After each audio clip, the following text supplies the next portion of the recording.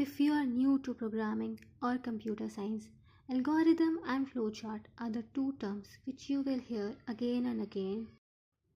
In this video, we will understand what an algorithm is, what a flowchart is, and we will look at a very simple example, that is finding the sum of two numbers. Let's understand algorithm. An algorithm is a finite step-by-step instructions used to solve a problem. In simple words, it is a logical sequence of steps that tells the computer exactly what to do to get the correct output.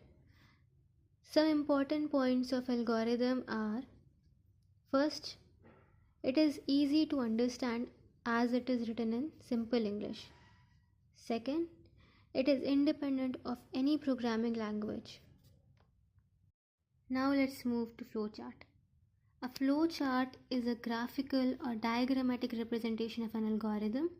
Instead of writing steps in sentences, we use symbols and arrows to show the flow of execution. Some common flowchart symbols are oval, which is used for start and stop, a parallelogram, which is used for input and output, a rectangle, which is used for processing, and arrows, which are used to show the direction of flow. So, to summarize, algorithm is a step-by-step solution, while flowchart is a visual representation of that solution. Now, let's understand the algorithm and flowchart for the sum of two numbers.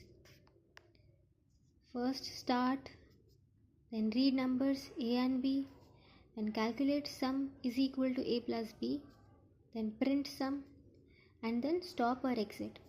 Flowchart.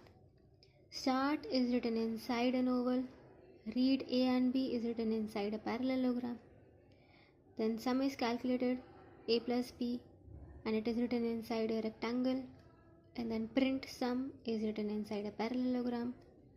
Exit or stop is written inside an oval. If you found this video helpful, please like, share and subscribe to the channel.